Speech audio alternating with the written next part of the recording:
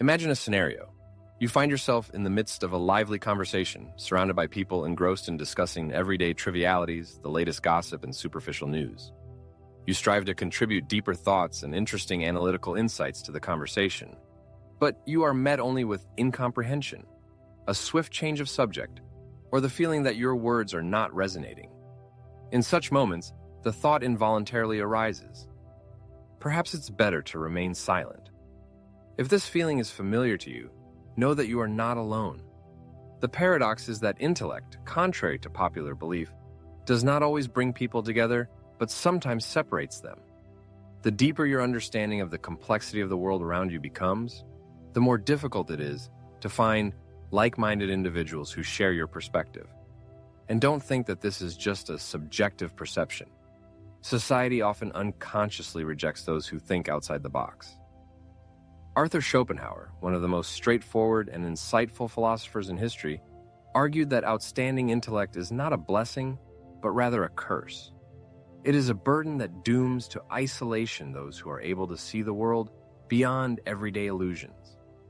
In his opinion, the clearer a person becomes aware of the contradictions and imperfections of the world, the more burdensome become attempts to explain them to those who prefer to remain in their comfort zone.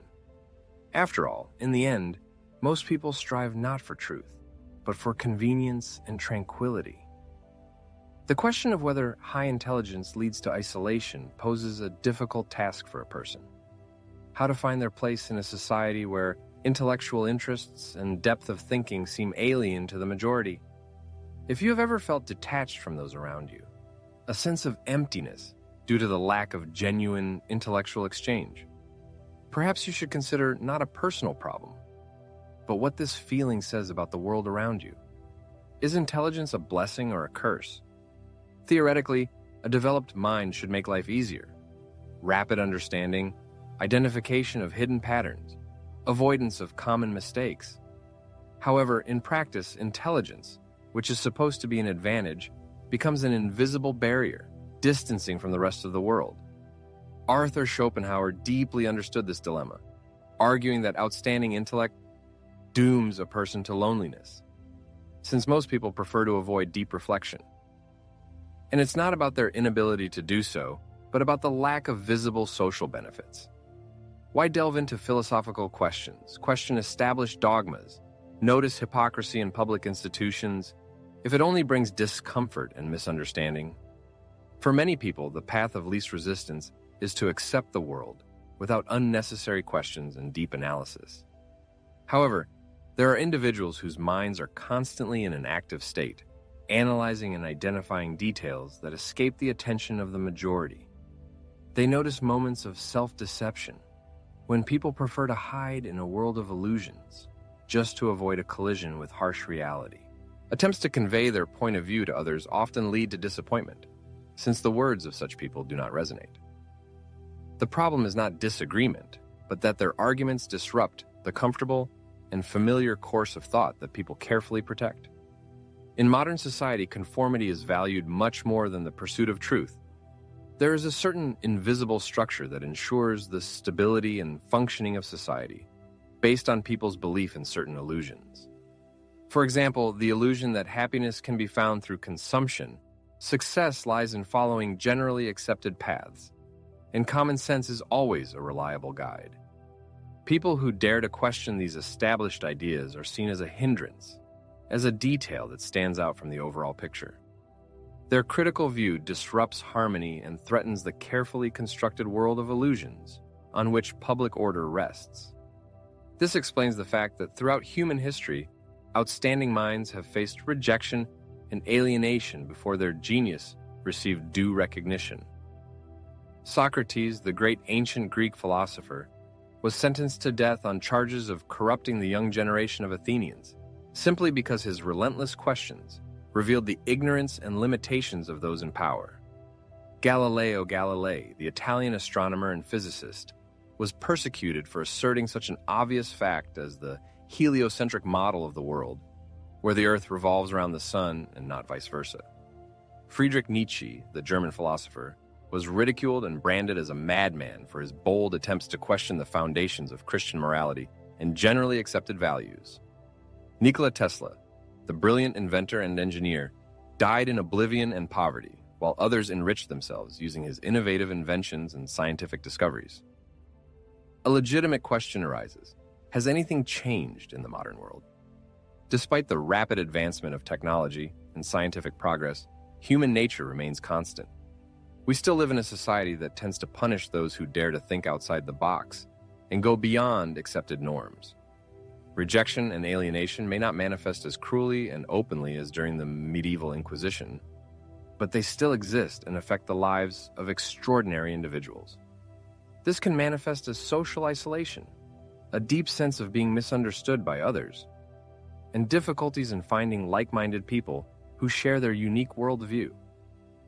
In this regard, a key question arises: is the problem in the intellect itself, in its incompatibility with the surrounding world, or is the source of rejection rooted in the peculiarities of human society, its conservatism and intolerance of unconventional ideas? Perhaps the real reason for the alienation of the most outstanding minds lies not so much in a lack of communication skills, but in the delicate truth that for the majority of people, the truth seems extremely uncomfortable. What is obvious to the discerning eye, others prefer to ignore. And this deliberate nearsightedness, this unwillingness to look beyond the visible surface, erects an insurmountable wall between the intellectual and the rest of the world. If there is anything that society fears most, it is an individual who thinks for themselves. The vast majority of humanity follows unwritten rules, repeating memorized postulates without ever subjecting them to critical analysis. And this is precisely why high intelligence does not bring people closer, but rather distances them from each other. It is worth considering. When meeting a person who is superior in physical strength, a feeling of admiration arises. Seeing a wealthier person may evoke envy, but not hostility. However, the demonstration of superior intellect does not evoke admiration or envy, but rather rejection. After all, if strength or wealth are external attributes of superiority, then intellect exposes something much more vulnerable: the limitations of others. The very presence of a deeply thinking person forces others to confront their own cognitive flaws, and few people enjoy such recognition. Intellect is like a mirror, ruthlessly reflecting what many prefer not to notice: the narrowness of their own beliefs, the banality of conversations, the routine of distractions, and the all-consuming conformism. The natural reaction of a person facing discomfort is to attack or ignore. That is why thinkers have always aroused such strong dislike. Arthur Schopenhauer deeply understood that society not only rejects those who dare to question its foundations, but also subjects them to a kind of punishment. The philosopher argued that the further an individual moves away from accepted mediocrity, the lonelier they become, because most people simply do not want to face the truth. In a world where comfort is valued above all else, truth becomes an unbearable burden. Such rejection is manifested not only in the intellectual sphere, but also in everyday life, in the most minor situations. As soon as you express an interesting observation, people immediately look away, suggest a new point of view, and someone rushes to change the subject. Notice patterns that no one wants to admit, and you will immediately be labeled a negative or overly complex person. This is a subtle but steady process, a gradual distancing that pushes you to the sidelines simply because you see what others stubbornly strive not to notice. However, such rejection does not mean that you are wrong. Rather, it indicates that you are able to see behind the smokescreen that keeps most people in a prison of illusions. This is why intellect often leads to isolation, not because intellectuals consciously strive for solitude, but because the surrounding world prefers to push them away. It often happens that a person with an unconventional view of the world feels detached from others. And often this loneliness is not so much the result of rejection by society, but a conscious choice. At first, of course, there is a natural desire to find like-minded people, to share your thoughts, and to meet someone who shares your vision. However, when attempts to establish contact repeatedly lead to disappointment, when communication seems superficial and tedious, the inevitable conclusion comes: perhaps it is better to be alone with yourself. Arthur Schopenhauer, a famous philosopher misanthrope, believed that intellectually developed people often prefer loneliness, not out of arrogance or contempt for society, but out of a deep inner need. In his view, for those accustomed to deeply analyzing the world, reality often appears as a superficial spectacle, a theater where most people merely pretend to understand things they've never truly contemplated. Attempting to fit into this theatrical production requires immense effort and ultimately brings no satisfaction. Often, the price of socialization is disappointment from empty conversations and the need to simplify one's thoughts to be understood. And then comes the moment of alienation. First, a person begins to avoid certain communities, feeling discomfort due to the rejection of their views. Then, they become more selective in their communication, seeking conversations filled with meaning and depth. Ultimately, they realize that their own mind is often the best conversationalist. This isn't out of contempt for others, but rather a feeling that they can offer nothing beyond superficial entertainment and fleeting pleasures. However, danger lurks here. Isolation, which initially seems like a quiet haven, can quickly turn into a veritable prison. The mind of a thinking person works tirelessly, constantly analyzing, reflecting, and asking questions. And in the absence of exchanging ideas, intellectual discussions, thought can become self-referential, where everything makes sense only within the framework of one's personal system of coordinates. Intellect can distance one from ignorance, but it can also trap one in a cocoon of self-understanding. It is then that loneliness transforms into something deeper and more painful, a kind of psychological exile, where even surrounded by people, one does not feel part of something larger, feeling detached from the world and society. Sometimes, even in lively conversation, in a stream of jokes and everyday talk, a person feels a gaping void, the absence of genuine dialogue, a deep exchange of thoughts. The tragedy of voluntary hermitage is that it is not entirely a conscious choice. No one strives for absolute isolation, but when the world around offers only superficial connections, when relationships turn into a burdensome burden, loneliness seems like the only sensible way out. This is the paradox. The deeper a person understands the world, the less room they find for themselves in it. If intellect is such a valuable quality, why does society so often reject it?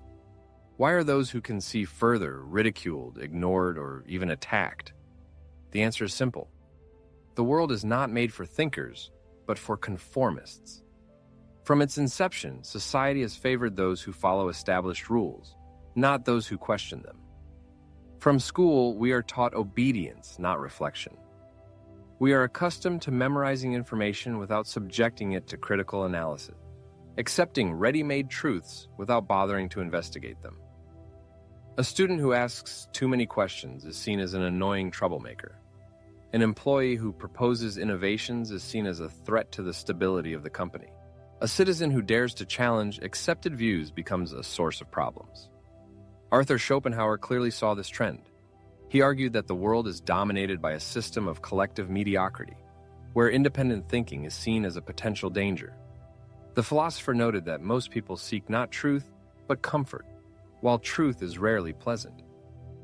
The history of mankind is replete with examples of the tragic rejection of brilliant minds whose ideas were ahead of their time.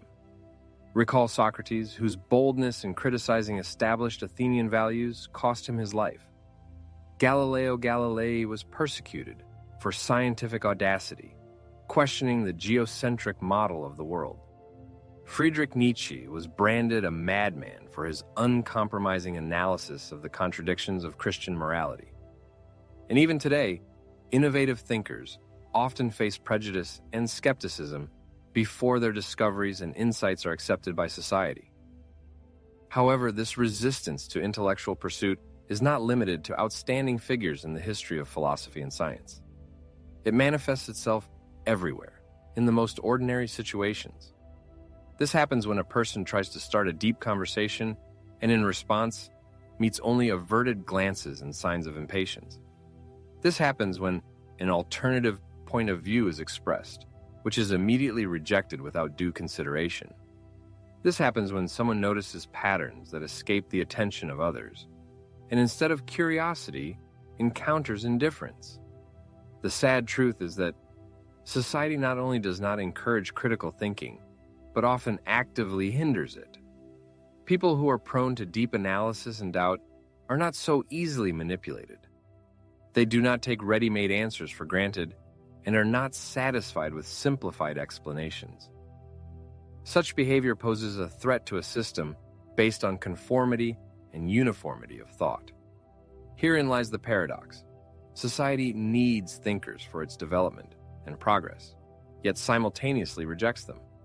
It craves the fruits of intellectual activity, new technologies, scientific discoveries, philosophical insights, but is unwilling to tolerate the discomfort that inevitably accompanies deep thinking and critical analysis. This is why visionaries, those whose gaze penetrates deeper than the superficial, invariably find themselves in the minority and solitude. But their significance is not diminished by this. An extraordinary mind not only creates distance between its possessor and others, but can also become an unbearable burden. Pain is caused not only by alienation from society, but also by the very impact of deep understanding on the mind. Schopenhauer noted with ruthless clarity, the deeper a person understands the essence of reality, the harder it is for them to find joy in it. The majority of people prefer to live in a world of illusions. They believe in the existence of a higher meaning of life, in the triumph of justice, in the inevitable reward for their efforts. Concepts such as fate, luck, and merit serve as a support for their motivation, give purpose, and encourage them to move forward despite obstacles. However, a deep thinker questioning these established ideas sooner or later comes to the disappointing conclusion that all this is just a shaky hope, devoid of guarantees. This is the fundamental difference between the ordinary person and the intellectual. The former is capable of deceiving themselves, and this illusion gives them a sense of happiness. The latter sees the world in its true guise, chaotic, indifferent, full of contradictions. They realize that morality is not an absolute truth, but merely a social construct, that the pursuit of happiness often turns into a meaningless chase after desires imposed by culture, that most people seek not truth, but only confirmation of their established beliefs. And here, intellect becomes a burden, because once you have seen, you cannot look away. You cannot simply turn off your mind and pretend that everything makes sense. Returning to comfortable ignorance becomes impossible. As Nietzsche wrote, when you look long into an abyss, the abyss also looks into you. Grasping the truth often entails a paradoxical price, a growing sense of detachment from the familiar world.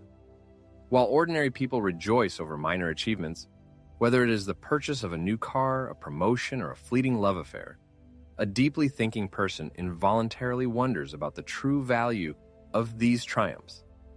What appears to be a source of satisfaction for most seems to them to lack depth and authenticity. This feeling of alienation gradually increases until they begin to feel like a stranger in their own era. It is not surprising that many outstanding minds in the history of mankind were prone to melancholy and even deep depression. Blaise Pascal described the boundless silence of the universe as something that inspires genuine horror. Soren Kierkegaard wrote about the unbearable torments accompanying existence as a lonely, isolated individual. Franz Kafka managed to transform a sense of alienation into powerful literary works.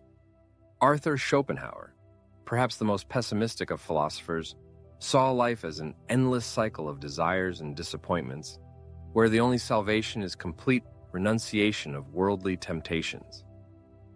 In this regard, a fundamental question arises. If intellect dooms us to contemplating the truth without embellishment and illusions, then how do we live on without being wholly consumed by this truth?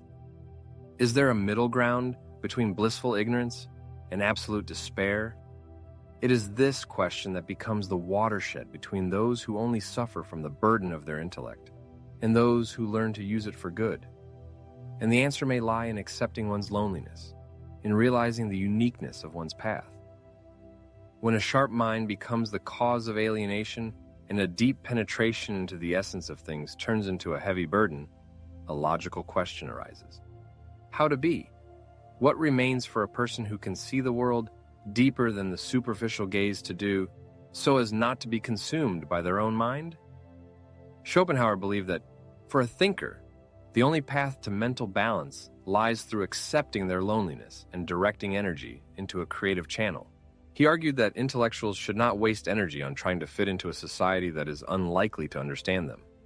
Instead, loneliness should be perceived not as a punishment, but as a kind of privilege. However, this is not the easiest solution, because in their heart, every person strives for communication and understanding.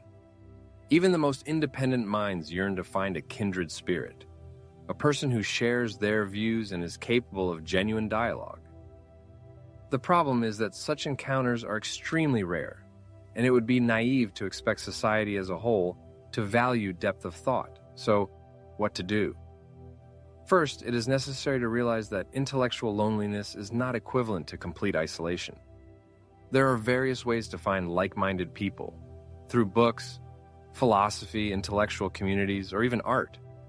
History knows many great thinkers whose lives were spent in solitude, but their ideas outlived them, thanks to the fact that they were recorded, discussed, and ultimately recognized. Secondly, one should direct their intellect towards achieving meaningful goals. A mind that does not find challenges and has no purpose risks turning into its own prison. Creativity, research, continuous learning, all this can turn the burden of intellect into a powerful tool. Finally, it is necessary to accept the fact that the world will always resist those who think outside the box. Society rarely recognizes its great thinkers during their lifetime. Only after a while, when their ideas cease to seem dangerous, do they begin to inspire admiration. This means that if you feel like an outsider in this world, perhaps you are exactly where you should be.